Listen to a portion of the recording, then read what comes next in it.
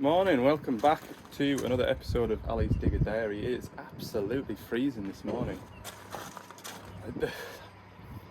Oh, I'm chittered like. Anyway, today I'm in the yard, as you can see, surrounded by little diggers. This one's to PDI. There's another micro digger. That one there is to PDI as well. And then there's two bobcats here. Dropped off on Friday, I think. Pretty sure just going by the way it's been kind of like shoved. This one doesn't start or run or move, and this one I think blows the pilot cut-off fuse, like last time on that other digger. Its brother or sister, whatever. So yeah, we've got a bit of a micro digger. Never seen so many micro diggers in one spot. So that's what I'm going to do today. It's, like I say, it's freezing, and if these were any longer than an hour to check over and get ready to go out, I'd probably spend 15 minutes tracking them all the way over to the workshop, but it just seems like spend half your time tracking them into the workshop to BDI them. Anyway, talk for the sake of talking. I'll go and find a hitch for that. See if it fits. Yep, that's alright. Let's see. It's a nice tight fit for a change.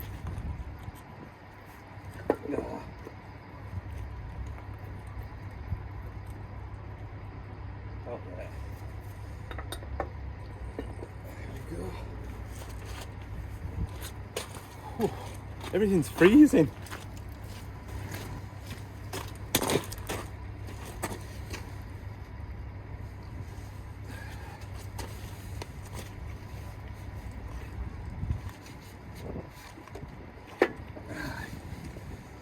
Get a tapping stick, I think.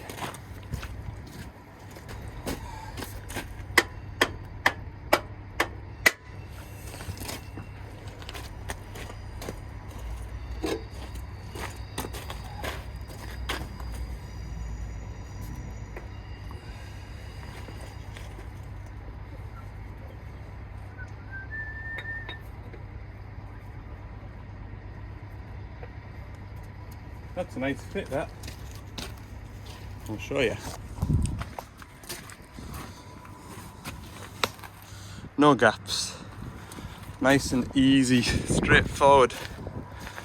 We'll have to try it on all the buckets because it's sort of like a mix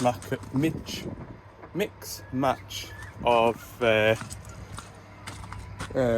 different buckets, so I'll have to check that they all fit because you can't just assume that they will.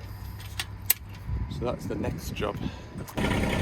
Okay, first bucket's on, we'll just check it. Fits. Yes. Next one. Double check this one. Yeah, that one works. Hey, 3 out of 3 buckets fit. That's a good start, isn't it? Alright, we'll do a level check. I've just done the hydraulic oil. That's fine. Hubs. Always check the hubs. You never know. Lovely. I can tell it's cold today because that stuff in there is like syrup. That'll nip off. Other side. There we go.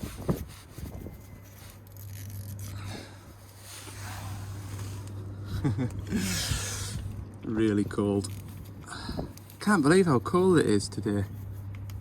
Gosh.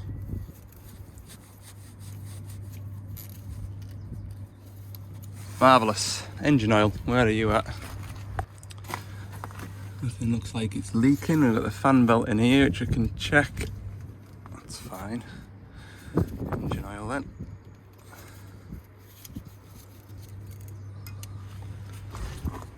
Clean that off.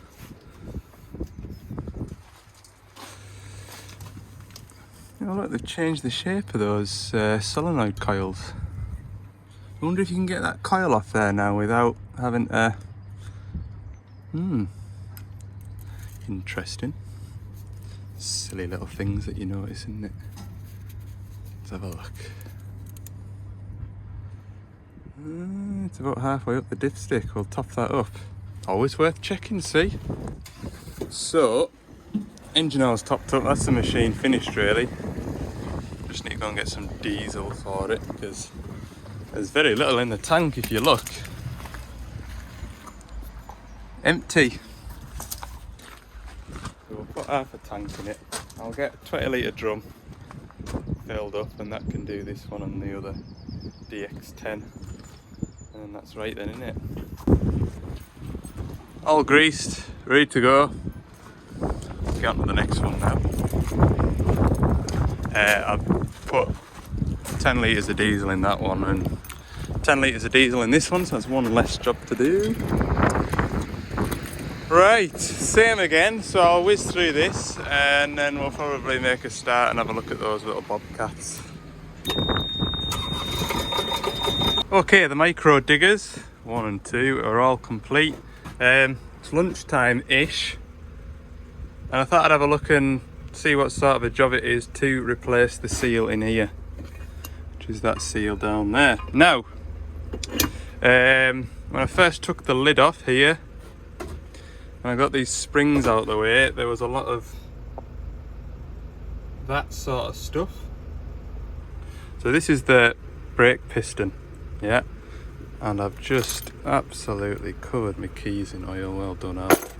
This is the brake piston, so that sits around here. These springs around here push down on that brake piston, which clamps these brake packs shut. Okay, and then you get a hydraulic oil feed in that hole there. So as soon as you pick up your hydraulic levers, you get a pilot feed, goes in there, and it pushes that piston up against these springs, and that's what releases your slew brake.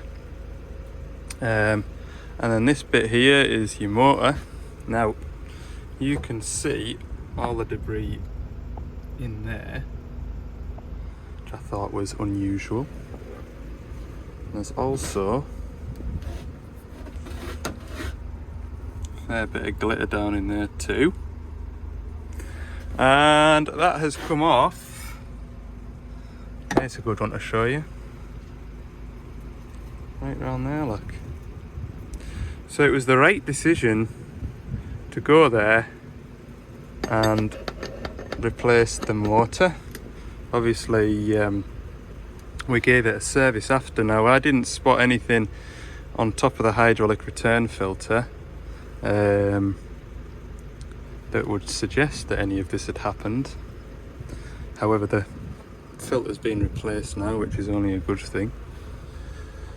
But yeah, definitely made the right choice. The only reason why I'm doing this is I've got another customer want to know how much it'll cost to put a new seal in here.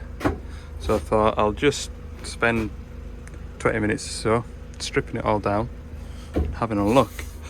We can look at the shaft here. That bit there is where the seal runs. It's shiny, but it's not pitted. No.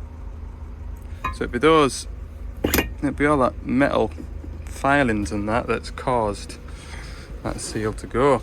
Just goes to show you, doesn't it? Just goes to show you. I wasn't expecting that at all.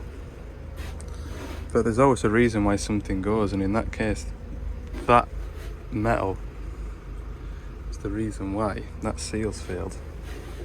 So I went all the way to site, stripped the motor down, found that. And you've wasted your time. You've now got the slew motor out of the machine, and now you need to go back with a slew motor. So I think the man that wants that seal doing, I think he just, I mean, this machine as well we're talking about, it's done 14 or 1500 hours, so I've just priced the slew motor for it, and it's not silly money, like, it isn't. Especially, like I say, when you're turning up and just taking that ring of bolts out, 5 pipes and you're away. Anyway, I'm gonna go and grab some lunch. I'm gonna put all this line as scrap because that's all it's good for now, isn't it, really? Okay, I'm gonna get these 2 machines inside, I think, because it's freezing out here. I've got this one started, and obviously this is the one that doesn't start, so I'll get a forklift and get that swung into the workshop, I think. Safe as houses. I'll just go quietly around to the workshop with this one.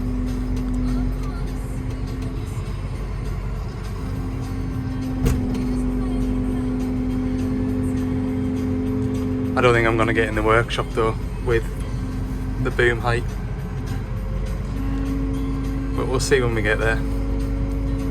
Okay, so this is the one that I've just craned in. Keypad is absolutely dead. Work light doesn't even come on. Probably needs an ignition on to do that though. We'll find out with this one. Yeah. So this one must be the one that's blowing the fuse for the pilot cut-off solenoid, I think. Well, it's got no fuse covers at all. That is 20 amp fuse that they've put in there to keep it going. I'll leave that out for now. Let's go down to this wire in here, and yep, sure enough, that wiring that wiring's trapped again between this. The best way to show you, can't really. If I turn my phone this way you can maybe see better. See, that's it, untrapped. I'll just go and get a pick and we'll peel that wiring out, look. What do you think? Definitely crushed. So I think I took this off, didn't I, last time? We'll cut all this back and see how it looks. Yep, definitely the problem. So we'll tidy all that up. That's this one sorted, hopefully. What I can do is I'll put a 15 amp fuse in it, chuck it outside where it's not going to be noisy and annoying me, and we'll leave it running with the pilot levers down and just keep an eye on it like I did with the last one. But I'm pretty confident that'll be it, like. But I was pretty confident last time when I did that solenoid coil and it was all corroded. So yeah, I'll just clean that up. Right, I've rerouted this wiring, repaired it so it won't get crushed again. I wonder if this one's the same. No, that wiring's free, I can feel it. That one's alright, that one. Funny, isn't it? Right, we'll start with this one. I'm just going to go and chuck that one outside and then we'll just start with the basics. Battery power, see what we've got. Okay, that's the first problem. The battery's dead. So I'll maybe actually fetch that one back in, put the jump leads on it and then see what lights up, what doesn't light up, see what turns on. It might be that it turns over and doesn't fire. I have absolutely no idea. They just brought it in and said it's dead. Okay, we've got power. Give it a bit of heat. Probably a lot of heat. It's probably been sat for a long time.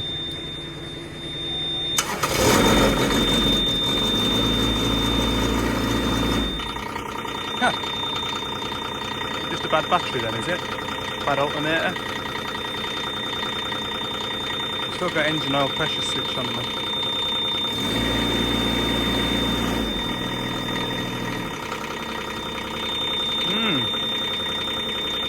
Right, I've had that before when the engine oil pressure switch comes on, or the light comes on, but there's oil pressure.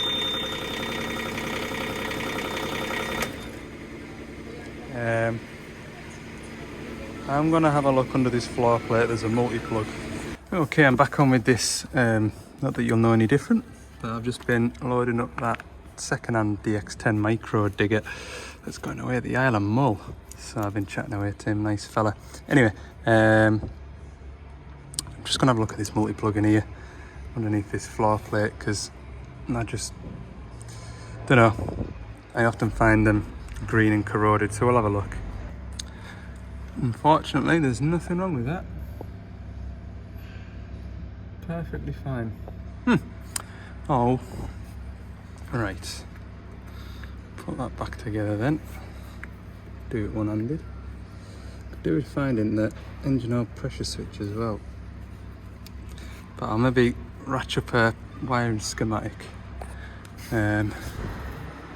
Because I haven't yet. I'm pretty sure that engine oil pressure switch has got something to do with the hour meter as well. Does the hour meter work on this? I'll just put the code in and we'll turn the ignition on. Hour meter works. God, that's a horrible noise.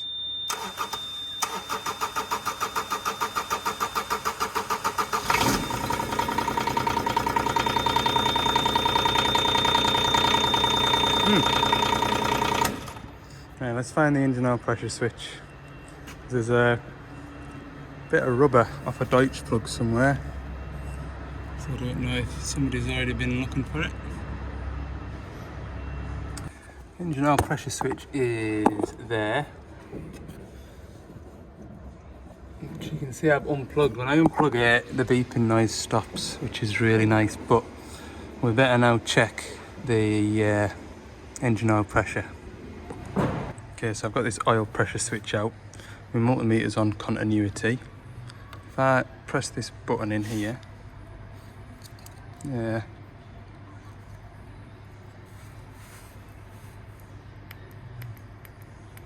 got no continuity. So is that why our buzzer on the machine is going off all the time, thinking that we haven't got engine oil pressure?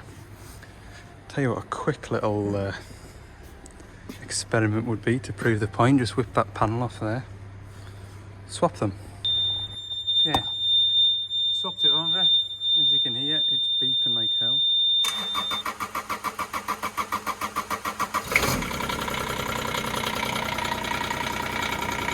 Good.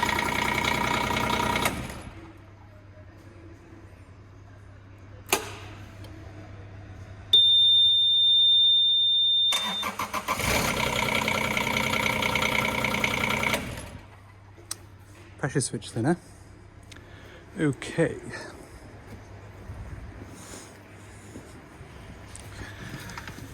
New one of them required. Right, finally then, we will just check that the alternator is charging. So we're expecting to see 14 volts. I've taken the jump leads off it, now it's running.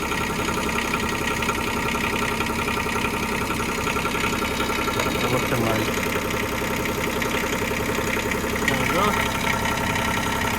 And the alternator is charging. Battery's just been flat. I would imagine it's been sat for a long time. So yeah, that's good. Shine a torch in there now, make sure that pressure switch isn't leaking. Seems to be working for this one, look.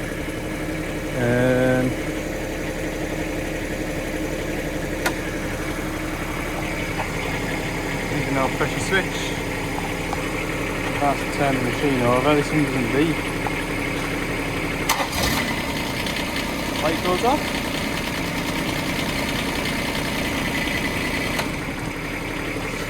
Pretty sure this one doesn't beep. I'm going to go back in my videos now and see if I can hear it beeping. Okay, so I've had both these machines running now for about 20 minutes. We haven't got any oil leaks, engine oil leaks.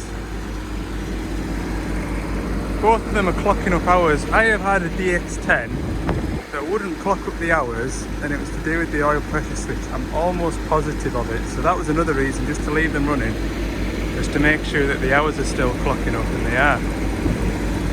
Both machines still work. That one does. This is the one that wasn't.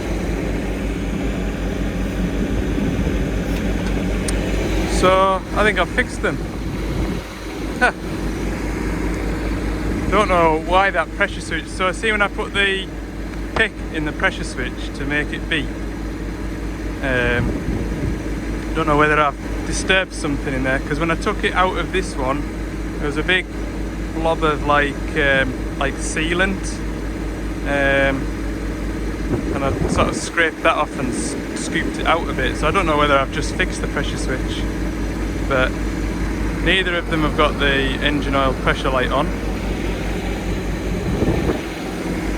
And when I switch them both off and turn them both on, both of the lights illuminate. So yeah, I think I've done it. There we go. 4 machines all ready to go back to their customers, or to their new customers. I don't think I've ever had as much to do with micro diggers as I have had in the last 10 days. It's funny.